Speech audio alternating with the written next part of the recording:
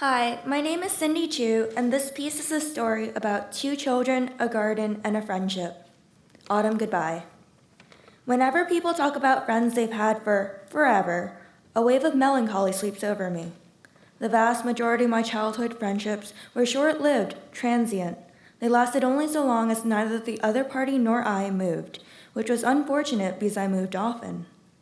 Among these early friendships stands a singularly memorable first friendship, involving the only person I could ever consider to be a cherished childhood friend. A person I have known for a brief but substantial forever. This childhood friend lived next door to my grandma's house, my home away from home, and the only entity that stayed unchanging throughout the formative years of my life. Our backyards were adjacent, the grass separated by a flimsy chain fence. He would dare me to climb over, a mischievous taunt written across his mouth.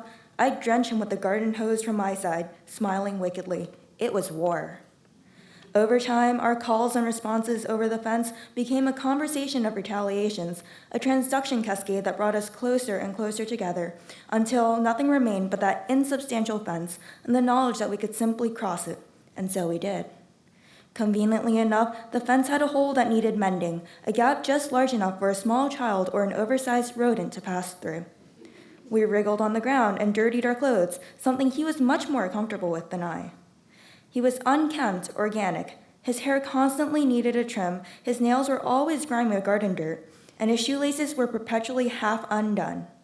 His disheveled enthusiasm was curiously contagious. Whenever we fought, gleefully slinging mud pies over the fence, or collaborated, accompanying each other on adventurous digging expeditions, I looked just as wild as he. My pigtails would messily come undone, my shoes would collect dirt, and my face would adopt an almost possessed, impish expression.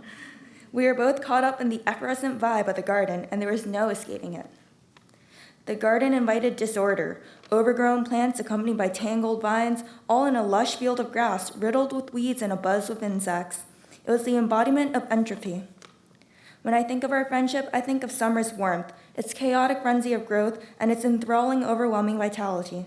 I think of digging up earthworms with broken branches, raiding the rusty red tool shed for provisions, and capturing fireflies in clear plastic Chinese takeout containers. But like all good things, summers end.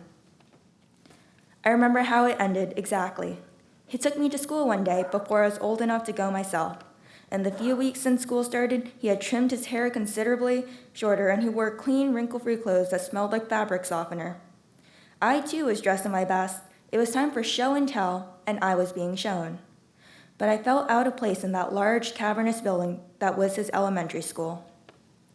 This was the last time I saw him. He had moved at the end of that summer, and he started school much too far away. I stopped hearing from him. I moved not long after he did, but my grandma's house was an anchor. For years, every weekend I visited, I would venture outside for a short while to stare at the fence, a mesh of thin green wire that seemed to grow shorter with each passing year. The gap in the fence that bridged our two territories also seemed to shrink, little by little, until one day I realized someone had fixed the hole altogether. Sometimes I swear I can see the fence tremble, like small children are grabbing it from opposite ends, almost like ghosts, but it's just the wind, sounding like howling peals of laughter from summers past. Times like these, nostalgia envelops me in the scent of grass stains and the ozone of unpredictable summer showers. I wonder if he ever feels that same reverberant warmth. Years from now, we might bump into each other on the street or at a coffee shop. Most likely, neither of us would recognize the other. We'll have changed too much since that day we met in the garden, since that day we said bye well over a decade ago. Give us dirty clothes and stick us in our backyard gardens, and we might just dare each other to climb over the fence and continue our adventures from summers past. Give me that opportunity, and I will take full advantage of it. I will take that chance to say thank you. Thank you for so much for having been my friend. And maybe, if I'm brave, I'll say for being my friend. And with that, it'll be as if we had never said bye. Thank you so much for being my friend.